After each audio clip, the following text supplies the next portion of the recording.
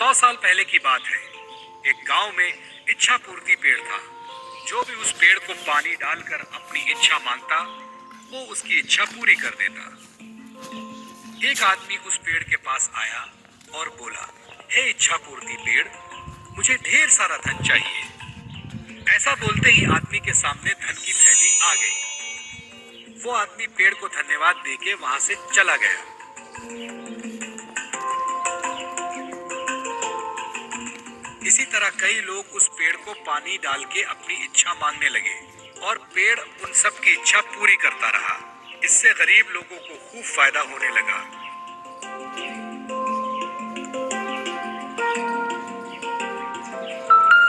लेकिन कुछ सालों बाद इच्छा पूर्ति पेड़ बूढ़ा हो गया। उसकी शक्तियां भी खत्म हो गई। अब वो किसी की इच्छा पूरी करने के लायक नहीं रहा। एक दिन एक औरत उस पेड़ के पास आई और बोली, हे इच्छा पूर्ति पेड़, मुझे खाने के लिए कुछ अनाज चाहिए। लेकिन उस औरत की इच्छा पूरी नहीं हुई। वो औरत नाराज होकर वहां से चली गई। ये देखकर पेड़ को बड़ा दुख हुआ। वो खुद से बोलने लगा, काश कुछ ऐसा हो जाए कि खोई हुई शक्तियां मुझे वापस मिल जाए और मैं लोगों की इच्छा पूरी कर सकूं। मुझे ये बिल्कुल अच्छा नहीं लगता कि लोग खाली हाथ वापस जा रहे हैं। हे भगवान, मुझे मेरी सारी शक्तियां वापस लौटा दो। आपकी बहुत कृपा होगी, बहुत बहुत कृपा होगी। ऐसा बोलते ही इच्छा पूर्ति पेड़ भावुक हो गया और रोने लगा। तभी वहां भगवान प्रकट हुए और पेड़ से बोले, क्या हुआ पेड़, क्यों रो रहे हो? पेड़ ने बताया, भगवान, मेरी सारी शक्तियां अब खत्म हो गई हैं। मैं किसी की मदद नहीं कर सकता। सारी शक्तियां अब खत्म हो गई हैं। मैं किसी की मदद नहीं कर सकता। कृपया मेरी मदद करें। इस पर भगवान बोले, एक उपाय है, थोड़ा कठिन है। यहाँ से दूर जंगल में एक जादुई कुआं है। अगर उस कुएं से पानी लाकर तुम्हें डालें तो तुम्हारी शक्तियां वापस आ सकती हैं। लेकिन वो पानी कौन लाएगा, ये तुम्हें सोचना है। ऐसा बोलते ही भगवान गायब हो गए और पेड़ नाराज हो गया, क्योंकि वो तो चलकर कुएं के पास जाएगा नहीं। सो वो रोने लगा। पेड़ की रोने की आवाज सुनकर वहां से गुजर रहा एक आदमी उसके पास आया।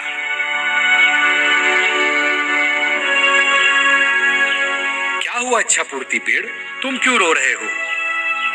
जब पेड़ ने सारी हकीकत उसे बताई, आदमी समझदार था। उसने पेड़ की मदद करने की ठानी। मैं तुम्हारी मदद करूंगा, मुझे बताओ क्या करना होगा? आदमी ने पूछा। इस पर पेड़ ने बताया कि जंगल में दूर एक जादुई कुआं है। वहां से पानी लाकर मुझे डालना है, फिर मेरी सारी शक्तियां वापस लौट आएंगी। ऐसा सुनते ही वो आदमी वहां से जंगल की ओर चला गया।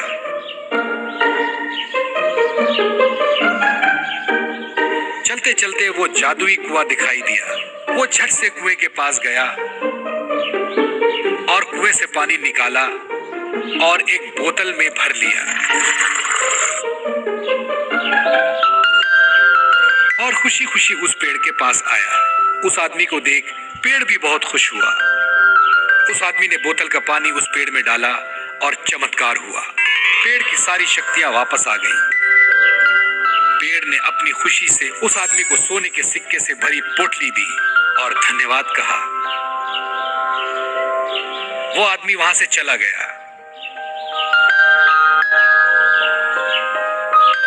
फिर दूसरे दिन वो औरत फिर से वहां आई। वो बहुत भूखी थी, उसे कुछ भी खाने को नहीं मिला था। पेड़ ने उसे पहचान लिया और अपनी शक्ति से उस औरत को चमत्कार करके दिखाया। उस औरत ने फिर पेट भरकर खाना खाया और पेड़ का शुक्रिया अदा किया। पेड़ को भी उसकी मदद करके अच्छा लगा। अब वो बहुत खुश था, क्योंकि वो सबकी मदद फिर से कर रहा था और सबकी इच्छाओं की पूर्ति कर रहा था। दोस्तों, पसंद आया ना?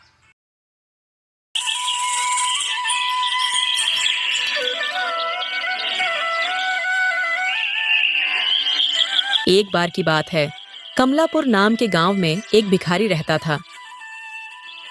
वह हर दिन खाने की तलाश में अलग अलग गांव में जाकर फिरता था।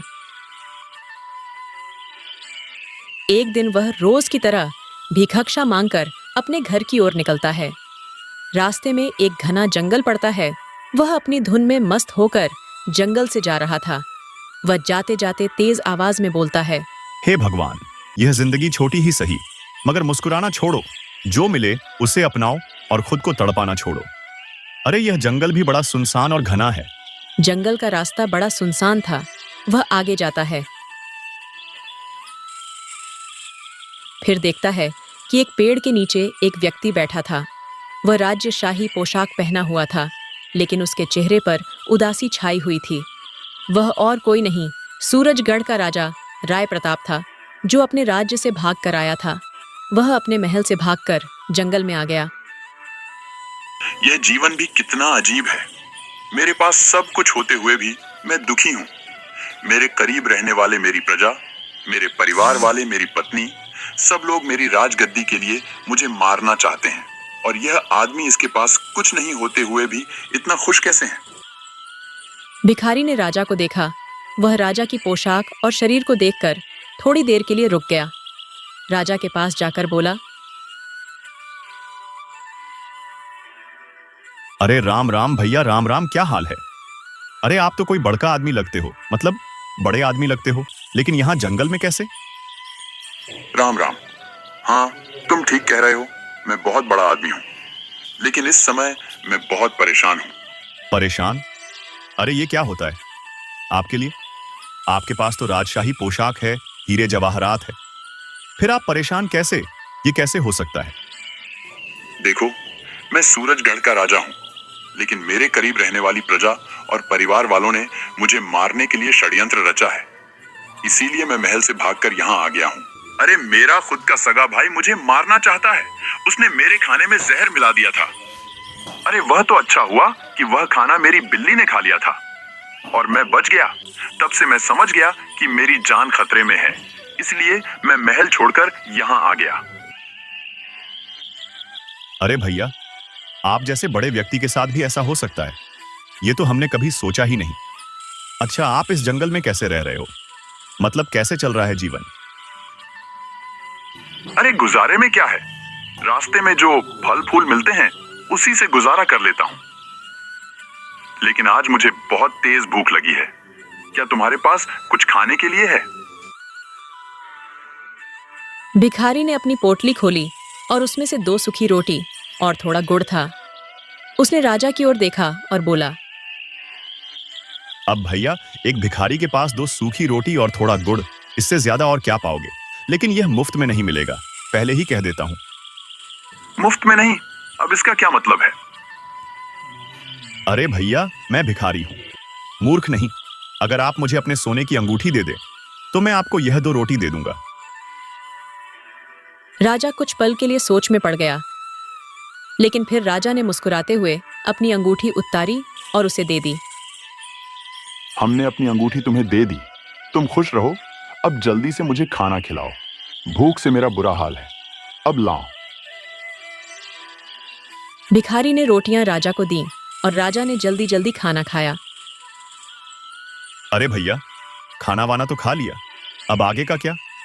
आप जैसा राजा इस घने जंगल में ठीक नहीं पाएगा। हाँ, तुम ठीक कह रहे हो, लेकिन मैं अपनी गद्दी और परिवार से दूर ही रहना चाहता हूँ। अगर तुम मेरे साथ चलोगे तो मेरा सफर आसान हो जाएगा। क्या कहते हो? हाँ हाँ, ठीक है ना भैया, हम दोनों अकेले ही तो है। चलो दोनों मिलकर एक दूसरे के साथ हो जाते हैं। अब से हम साथ चलेंगे, चलो। राजा और भिखारी दोनों जंगल के रास्ते चलने लगे। एक राजा जिसने सब कुछ खो दिया था और एक भिखारी जिसके पास कुछ नहीं था, लेकिन खुशी का खजाना था। उनके बीच अजीब लेकिन एक गहरा रिश्ता बन गया। कुछ समय बाद भिखारी और राजा एक पेड़ के नीचे बैठ आराम कर रहे थे। भैया, एक बात कहूं, सच्ची सच्ची कहूं, आप बहुत भाग्यशाली हैं। आपके पास धन दौलत है, इतनी सुंदर कपड़े हैं, हीरे जवाहरात है, और यह अंगूठी, वाह वाह वाह, यह तो बड़ी सुंदर है। और एक मैं हूं, मेरे पास तो फटे पुराने कपड़े और टूटी चप्पल है। हाँ, ऐसे ही भीख मांगो खाओ सो जाओ, भीख मांगो खाओ सो जाओ। अगर मेरे पास आपकी अंगूठी हो तो मेरा जीवन कितना आसान हो जाए। भाग्यशाली हूं मैं? अच्छा, ऐसा क्यों सोचते हो? मैं तो तुम्हें देखकर सोचता हूं कि असली खुशी क्या होती है। मुझे तो तुमसे सीखने की आवश्यकता है। तुम फटे जूते पहनकर भी खुशी से गुनगुनाते हो। हाँ, और एक मैं हूं जिसके पास सब कुछ होते हुए भी हर पल दुखी रहता हूं। अरे यार, तुम बताओ, तुम्हारे पास तो सब कुछ है, फिर काहे का दुख है? क्या चाहिए तुम्हें, बस ये बताओ। अरे सबको गद्दी चाहिए, गद्दी, और क्या चाहिए, जिसके लिए मेरे अपने लोग मेरी जान के दुश्मन बन गए हैं। मेरा भाई राय बहादुर, जिसे मैंने हमेशा प्यार दिया, वह भी मुझे मारना चाहता है और खुद राजा बनना चाहता है, और मुझे अपने ही महल से भागना पड़ा। अरे इससे बड़ी दुख की बात और क्या हो सकती है? तुम्हें क्या लगता है जो घर से भाग जाए अपने परिवार को छोड़कर? अरे जो अपने वजूद को भी छोड़ दे, वह राजा जंगल में घूम रहा है और तुम उसे भाग्यशाली कहते हो। भिखारी ने राजा की बात ध्यान से सुनी, लेकिन भिखारी के मन में लालच बढ़ रहा था। उसने राजा को और बातें करने में उलझाए रखा। अरे भैया, ये तुम कहाँ उलझन भरी बातों में फंस गए? छोड़ो ये सब, जो पीछे छोड़ाए वो छोड़ाए, अब आगे बढ़ो। अब आराम कर लो, जब तक मैं यहाँ पहरा देता हूँ, ठीक है ना? चलो आराम करो। भैया, मैंने आपके लिए खाना संभाल कर रखा था, आप यह खाना खा लीजिए और आराम कीजिए, बाकी सब मैं संभाल लूंगा। भिखारी ने अपनी पोटली में से रोटी निकाली और राजा को दे दी। भिखारी ने उसमें नींद की दवा मिला दी थी। राजा ने खाना खा लिया और थोड़ी देर में गहरी नींद में चला गया। भिखारी ने धीरे धीरे राजा के गहने उतारना शुरू किया और राजा के सारे गहने उतार लिए, और वह राजा को गहरी नींद में छोड़कर वहां से चला जाता है। लेकिन उसकी खुशी ज्यादा देर ठहरी नहीं। कुछ दूरी पर 3 चोरों ने उसे देख लिया। अरे देखो देखो, ये तो कोई राजा लगता है। इस जंगल में ये अकेला क्या कर रहा है? जरूर यह अपना खजाना लेकर भागा होगा। हम इसे पकड़ लेते हैं तो सारा खजाना अपना होगा। चलो चलो। चोरों ने भिखारी को चारों तरफ से घेर लिया। भिखारी डर के मारे कांपने लगा, लेकिन उसने अपनी पहचान छुपाई रखी। अरे ओ राजा साहब, इसे घने जंगल में अकेले क्या कर रहे हो? बता दो, वरना यहाँ से जिंदा नहीं जा पाओगे। अब मैं सूरजगढ़ का राजा हूँ। मैं जंगल में अपनी शांति के लिए आया हूँ। शांति के लिए जंगल में? हाँ हाँ हाँ हाँ। अरे राजा होकर तुम अकेले कैसे हो सकते हो? तुम्हारे साथ तुम्हारे सेवक, रिश्तेदार, सेना, मंत्री, ये सब कहाँ है? तुम्हारे साथ होने चाहिए ना। यह मेरा निजी फैसला था, इसीलिए मैं अकेला हूँ और मेरे साथ कोई भी नहीं है। भिखारी ने डरते डरते अपना परिचय दिया, लेकिन चोरों को भिखारी पर शक होने लगा और वह भिखारी से पूछताछ करने लगे। आखिर में जाकर भिखारी ने डर कर सब कुछ सच सच बता दिया। चोरों को जब यह पता चला कि भिखारी ने राजा को लूट लिया है, तो सभी चोरों ने मिलकर भिखारी को बहुत मारा और भिखारी को पकड़कर राजा के पास लेकर गए। भिखारी को इतना मारने पर भिखारी को सबक मिल गया और बाद में उसने भीख मांगना भी बंद कर दिया। भिखारी बाद में ईमानदारी से काम करने लग गया। अगर आपको इसे कहानी का दूसरा भाग देखना है तो कमेंट करें।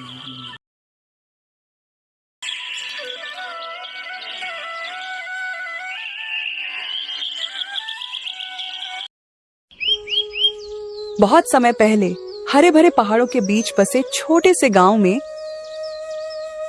एक गरीब किसान रामू अपनी पत्नी सीता और 2 बच्चों के साथ रहता था। रामू मेहनती और ईमानदार था, लेकिन उसकी किस्मत हमेशा उसका साथ नहीं देती थी। उसके पास एक छोटा सा खेत था जो बंजर हो गया था। हर साल वह कड़ी मेहनत करता, लेकिन फसल इतनी खराब होती कि उसके परिवार का पेट भी मुश्किल से भर पाता।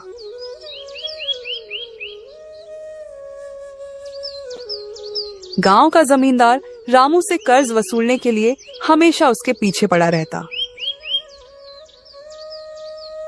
रामू अक्सर सोचता, क्या मेरी मेहनत कभी रंग लाएगी? रामू का खेत सूखा पड़ा था। उसने अपने बैल को हल में जोता और कड़ी मेहनत से खेत जोतना शुरू किया, लेकिन मिट्टी इतनी कठोर थी कि बैल और रामू दोनों थक कर बैठ गए। सीता ने उसे पानी देते हुए कहा, रामू, भगवान पर भरोसा रखो, मेहनत का फल जरूर मिलता है। रामू ने कहा, सीता, मुझे पता नहीं कैसे, लेकिन मैं हमारे बच्चों के लिए अच्छा जीवन जरूर दूंगा। उस रात पूरा परिवार भूखे पेट सो गया। अगले दिन रामू अपने खेत में बैठा परेशान था। तभी एक बूढ़ा साधु वहां आया। साधु के चेहरे पर दया और ज्ञान की झलक थी। उसने रामू से पूछा, बेटा इतने दुखी क्यों हो? रामू ने अपनी परेशानियां साधु को बताईं। साधु ने मुस्कुराते हुए कहा, तुम्हारे खेत के नीचे एक खजाना छिपा है। अगर तुम पूरी मेहनत और ईमानदारी से इस खेत की खुदाई करोगे तो तुम्हें यह खजाना मिल जाएगा। रामू ने यह सुनकर चौंकते हुए पूछा, खजाना, क्या यह सच है? साधु ने कहा, हाँ, लेकिन याद रखना, यह खजाना तभी मिलेगा जब तुम धैर्य और कड़ी मेहनत से इसे खोजोगे। रामू ने अगले ही दिन से खुदाई शुरू कर दी। उसकी पत्नी और बच्चे भी उसकी मदद करने लगे। वे सुबह से शाम तक खेत खोदते रहे। मिट्टी के ढेर के नीचे कोई खजाना नहीं मिला। बच्चों ने थक कर कहा, पिताजी, खजाना शायद सपना था, हमें कुछ नहीं मिलेगा। लेकिन रामू ने उन्हें समझाया, बेटा, मेहनत कभी व्यर्थ नहीं जाती। हो सकता है यह खुदाई हमारे खेत को बेहतर बना दे। रामू ने खेत में गोबर खाद डाली, झाड़ियां हटाईं और खेत को साफ कर दिया। खुदाई और देखभाल के कुछ ही हफ्तों में रामू का खेत उपजाऊ हो गया। मिट्टी नर्म और तैयार दिखने लगी। रामू ने गेहूं के बीज बो दिए। गांव के लोग रामू को देखकर हंसते हुए बोले, इस बंजर खेत में फसल? रामू पागल हो गया है। रामू ने उनकी बातों पर ध्यान नहीं दिया। वह हर रोज अपने खेत की देखभाल करता रहा। कुछ महीनों बाद खेत में लहलहाती हुई गेहूं की फसल उग आई। रामू और उसका परिवार खुशी से झूम उठे। रामू की सफलता देखकर जमींदार को जलन हुई। उसने सोचा, अगर रामू गरीब किसान होकर इतना अच्छा कर सकता है तो वह मेरी जमीन के लिए खतरा बन सकता है। जमींदार ने रामू से कहा, तुम्हें मेरे खेत पर काम करना होगा और बदले में मैं तुम्हें थोड़ा पैसा दूंगा। रामू ने विनम्रता से कहा, मुझे अपनी मेहनत और अपने खेत पर भरोसा है। मैं किसी और के खेत पर काम नहीं करूंगा। जमींदार ने रामू को धमकाने की कोशिश की, लेकिन रामू ने डटकर उसका सामना किया। रामू की मेहनत देखकर गांव वाले प्रभावित हुए। वे अब समझ गए कि उनकी बंजर जमीन भी उपजाऊ हो सकती है अगर वे सही तरीके से मेहनत करें। रामू ने गांव वालों को सिखाया, हमारी जमीन हमारी माँ है। अगर हम इसे प्यार और देखभाल देंगे तो ये हमें कभी भूखा नहीं रखेगी। गांव के बाकी किसानों ने भी रामू के तरीके अपनाए और उनकी जिंदगी बदलने लगी। कुछ समय बाद वही साधु फिर से रामू के खेत पर आया।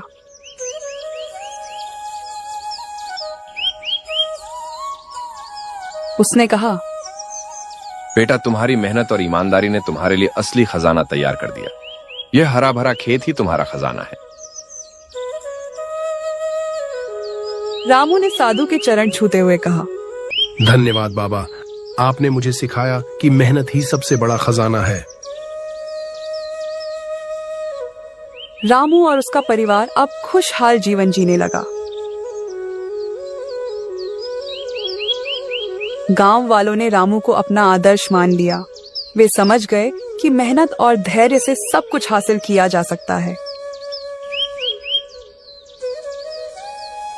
यह कहानी सिखाती है कि ईमानदारी और मेहनत कभी व्यर्थ नहीं जाती। जो अपनी कोशिशों में विश्वास रखता है उसे सफलता जरूर मिलती है।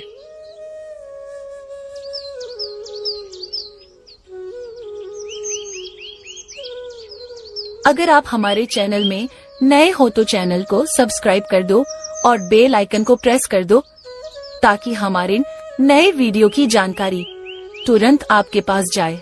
धन्यवाद।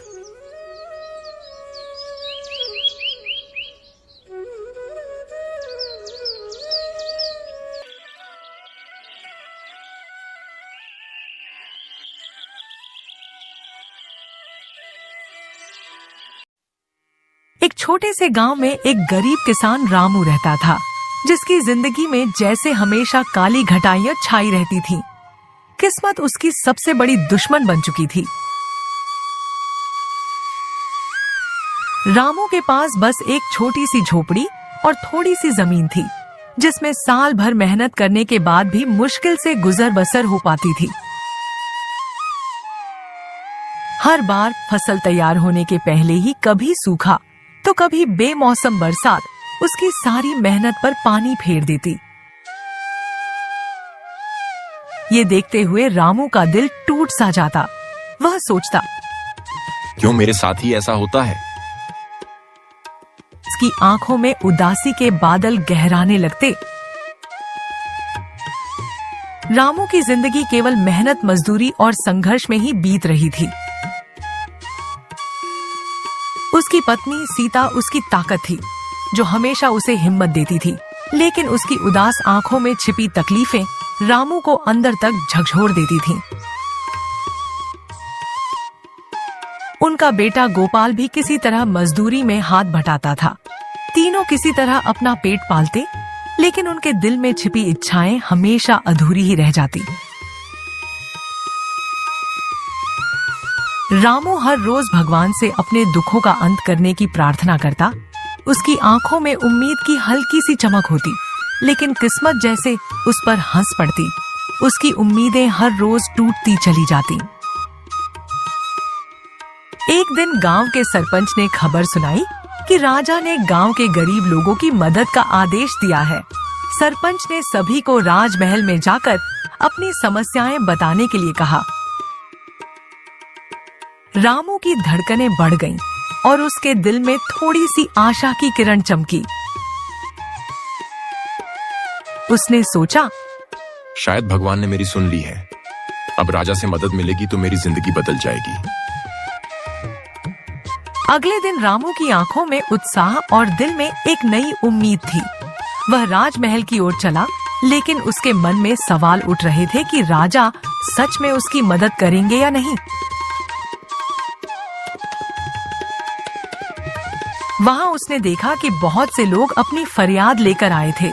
जब उसकी बारी आई तो वह कांपती आवाज में राजा से बोला, महाराज, मेरी हालत बहुत खराब है। मेरे पास कुछ नहीं है, फसल ठीक से नहीं होती, बारिश का कोई भरोसा नहीं रहता। कृपया मेरी मदद कीजिए। उसकी आंखों में आंसू छलक आए। राजा ने उसकी बातें ध्यान से सुनी और गहरी सोच में पड़ गए।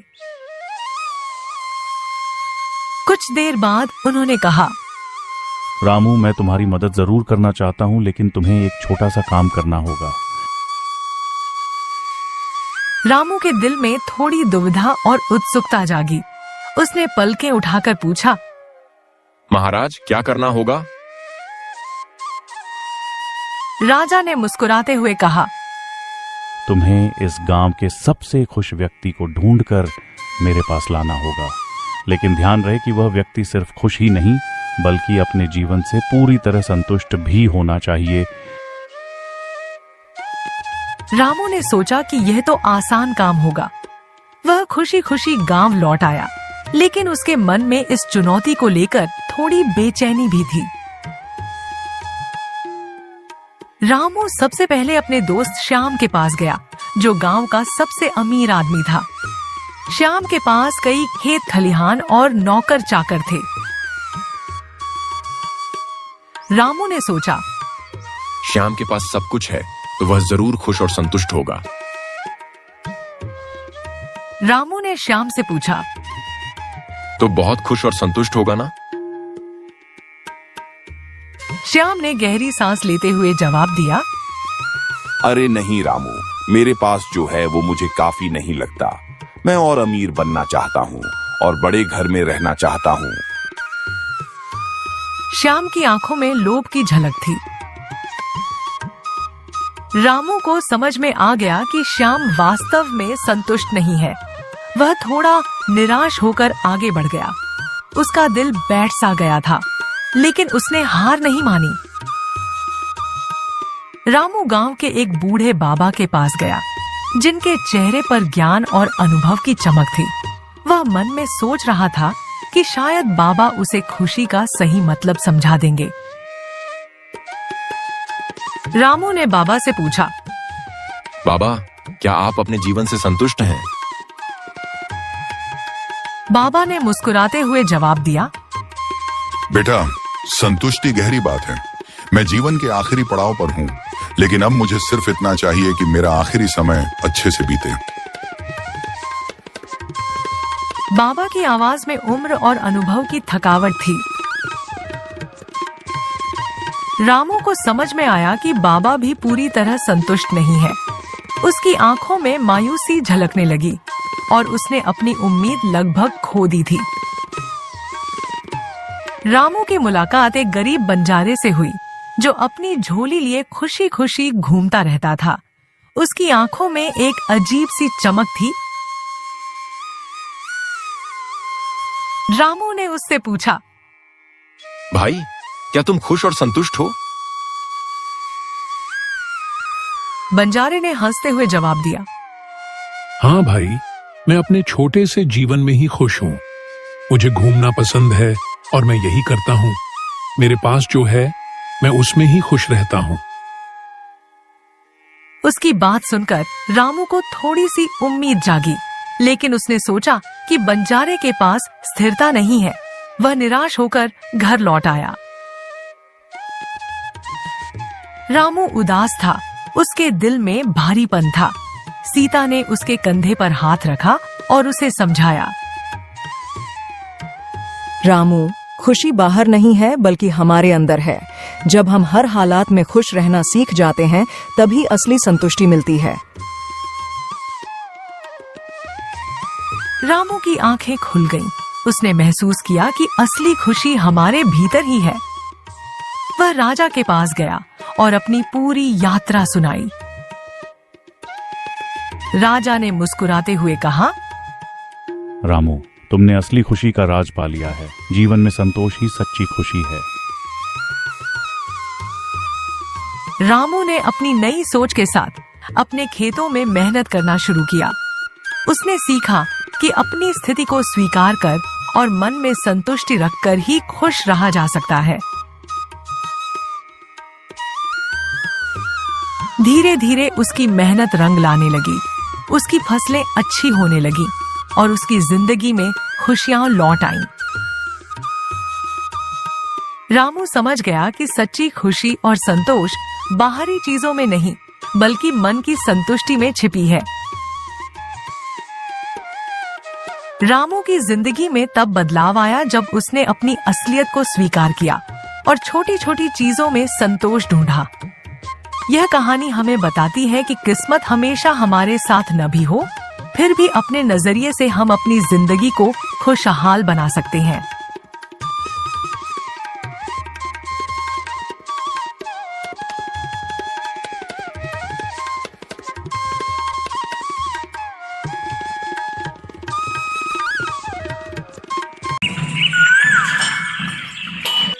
पिंकू 12 साल का था। वह तभी से काम पर जाने लग गया। वह एक सेठ के नीचे काम करता था। पिंकू के पिताजी एक सेठ के नीचे काम करते थे। वह रोज जाते और सेठ के खेतों की खुदाई करते। अरे राजू, थोड़ा जल्दी करो। आज शाम तक तुम्हें पूरे खेत की खुदाई करनी है। आप चिंता ना करें सेठ जी, मैं शाम तक पूरे खेत की खुदाई कर दूंगा। वह सेठ जितना काम करा था उस काम आमदनी देता था, जिससे पिंकू के परिवार का खर्चा नहीं चलता था। 4 दिनों बाद होली थी, लेकिन पिंकू के घर की हालत बहुत खराब थी। अजी 4 दिनों बाद होली है और हमारे घर के हालात बहुत खराब है। क्या करें, बच्चों को भी खेलने के लिए कलर चाहिए। क्या पता इस बार की होली कैसी निकलेगी। मैं सेठ जी के पास जाकर आता हूँ, क्या पता कुछ पैसे दे दे तो। राजू सेठ के पास जाता है। राजू सेठ के पास जा रहा होता है, तभी देखता है कि बच्चे अपने हाथ में पिचकारी और रंग लेकर खड़े हैं। राजू अपने बच्चों के बारे में सोचने लगता है और राजू सोचते सोचते सेठ के पास पहुंच जाता है। आओ राजू, आज खेत में बहुत काम है। वो सेठ जी, अगर आप बुरा ना माने तो मैं आपसे एक बात बोलना चाहता हूँ। हाँ बोलो। मुझे कुछ पैसों की जरूरत थी, अगर आप दे देते तो। ठीक है, मैं देखता हूँ, तुम पहले खेत में जाकर काम करो। मैं 1-2 दिन में देता हूँ तुम्हारे पैसे। सेठ पैसे ना देने पर राजू दुखी होकर वापस घर की ओर निकल जाता है। इधर पिंकू की बहन पिंकू से बोलती है, भैया क्या इस बार हम होली नहीं खेलेंगे? मुझे भी होली खेलनी है। हाँ मानसी, अपन दोनों भी होली खेलेंगे। पिंकू ने कह तो दिया, पर समझ में तो उसे भी नहीं आ रहा था कि यह सब कैसे होगा। अभी दोनों भाई बहन गुमसुम बैठे थे कि अचानक पिंकू की मम्मी की तबीयत खराब हो जाती है और वह बेहोश हो जाती है। बच्चों तुम मम्मी का ध्यान रखना, मैं डॉक्टर को लेकर आता हूँ। थोड़ी देर बाद पापा डॉक्टर को लेकर आए।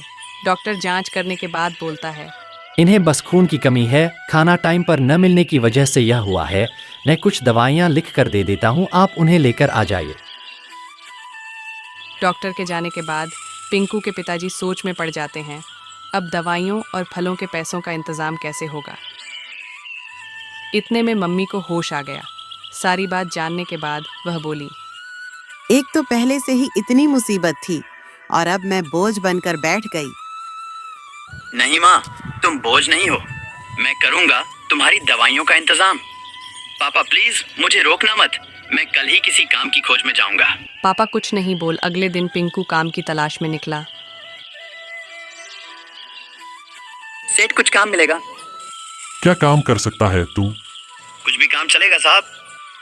तो फिर ठीक है, झाड़ू उठा और दुकान के सामने झाड़ू लगा और अंदर होली का सामान रखा है, उस बाहर लाकर रख दें।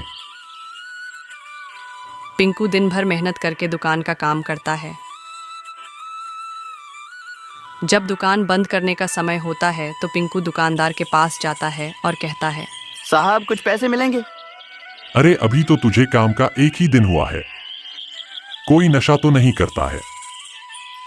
नहीं साहब, माँ की तबीयत खराब है, उसके लिए दवाइयाँ और फल लेकर जाना है। दुकानदार को पिंकू की बातों में सच्चाई नजर आती है। वह उसे कुछ पैसे देकर बोला, यह ले कुछ पैसे है, ले जा और कल जल्दी आ जाना, होली के कारण ग्राहकों की भीड़ ज्यादा होगी। पिंकू दवाइयाँ और फल खरीद कर घर जाता है।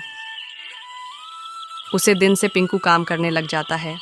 होली में अब 2 दिन बचे थे।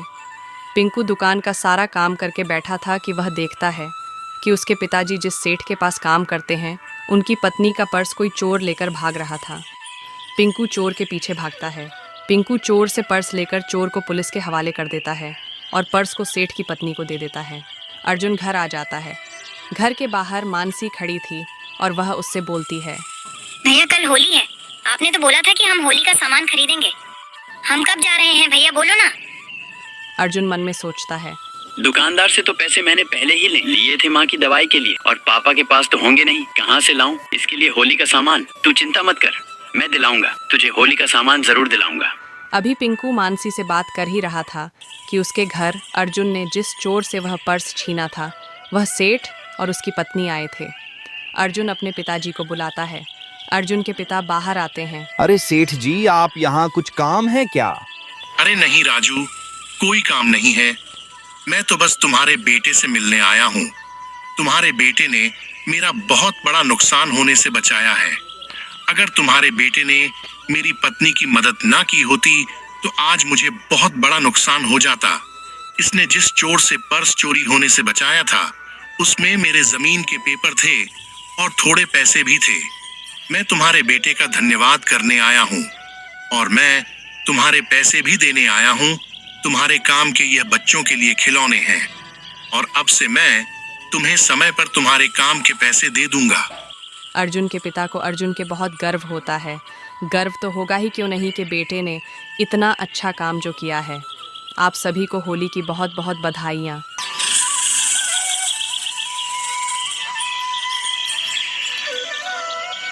ये कहानी है रामपुर गांव की।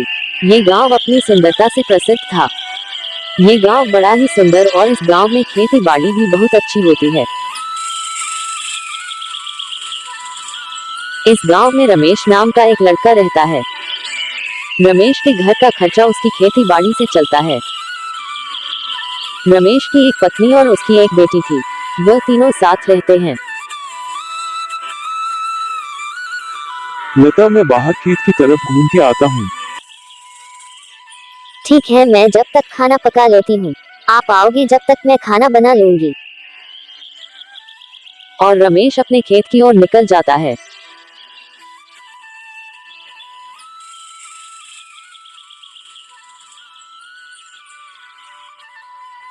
रास्ते में उसे सोहन मिलता है। अरे रमेश भाई, सुबह सुबह कहाँ चल दिए? अरे सोहन भाई, बस अपने खेत की ओर जा रहा हूँ। और रमेश भाई, इस बार तो तुम्हारी फसल बहुत अच्छी हुई है और तुम्हें उसका अच्छा दाम भी मिल जाएगा। हाँ सोहन भाई, बस भगवान की कृपा है। इस बार तो फसल बहुत अच्छी हुई है और मुझे इसका अच्छा दाम भी मिल जाएगा। अरे सोहन भाई, तुम्हारी फसल कैसी हुई है? क्या बताऊं रमेश भाई, मैं खेत की खुदाई और फसल की बुवाई बहुत ही अच्छी तरीके से करी थी, लेकिन पता नहीं फसल पूरी खराब हो गई और कुछ भी नहीं बचा है। बस आधे से खेत में फसल सही हुई है। मैं उसी से गुजारा चला लूंगा। कोई बात नहीं सोहन भाई, इस बार मेरी फसल अच्छी हुई है।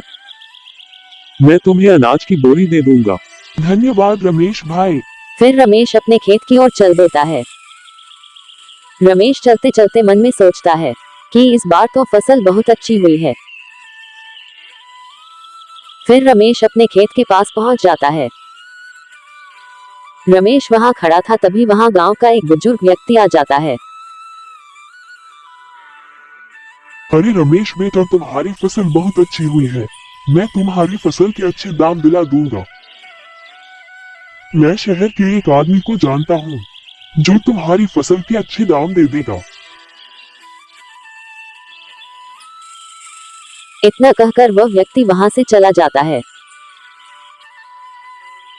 रमेश भी अपनी फसल के बारे में सोचता सोचता अपने घर की ओर निकल जाता है।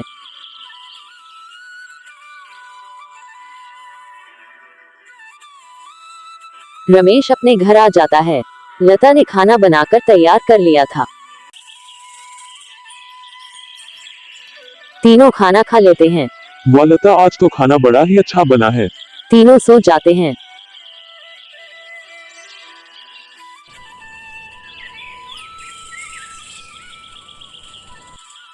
अगली सुबह रमेश जल्दी उठकर बाजार जाता है।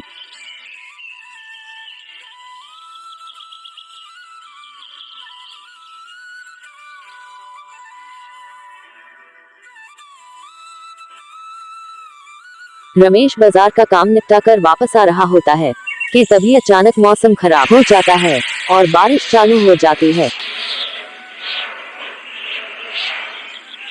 रमेश एक पेड़ के नीचे रुक जाता है। गांव के लोग इधर उधर भागने लगते हैं। बहुत देर हो जाती है, लेकिन बारिश रुकने का नाम नहीं ले रही है। लगता है यह बारिश तो रुकने वाली नहीं है। कुछ देर बाद बरसात रुक जाती है और मौसम साफ हो जाता है। रमेश अपने घर की ओर निकल जाता है। बरसात में हुई घटना को रमेश अपनी पत्नी को बताता है। इतने में वहाँ गांव का एक व्यक्ति आता है और बोलता है, अरे रमेश भाई, मैं अभी तुम्हारे खेत के पास से आया हूँ। बरसात की वजह से तुम्हारी पूरी फसल खराब हो गई है। रमेश ये सुनकर परेशान हो जाता है और अपने खेत की तरफ निकल जाता है। रमेश देखता है कि उसकी पूरी फसल पानी में डूब जाती है और खराब हो जाती है। रमेश अपने घर आ जाता है। कुछ देर बाद रमेश के घर के बाहर एक भूखी औरत आती है। बरसात के कारण रमेश के पास कुछ नहीं बचता है। सुबह का थोड़ा सा भोजन बचा हुआ था। रमेश उसे भोजन को भूखी औरत को दे देता है। भूखी औरत बोलती है, बेटा तुम्हारा बहुत बहुत धन्यवाद। तुमने एक भूखी औरत की मदद करी है। तुमने बहुत ही पुण्य का काम कर है। भगवान तुम्हारा भला करेगा। क्या बताऊं माँ जी, बरसात की वजह से पूरी फसल खराब हो गई है और अब कुछ भी नहीं बचा है। कोई बात नहीं बेटा, तुम अपने बची हुई फसल से एक थैला खोलो। उससे अच्छी खासी कमाई हो जाएगी। मेरा आशीर्वाद तुम्हारे साथ है। और वह रमेश को वरदान देकर वहां से गायब हो जाती है। फिर रमेश बची हुई फसल से अपना काम शुरू करता है और देखते ही देखते रमेश बड़ा धनी आदमी बन जाता है और वह गरीब लोगों की मदद करता है। अगर आपको ये कहानी पसंद आई हो तो वीडियो को लाइक, कमेंट, शेयर करें और ऐसी ही मजेदार कहानियां देखने के लिए सब्सक्राइब करें और चैनल से जुड़े रहें।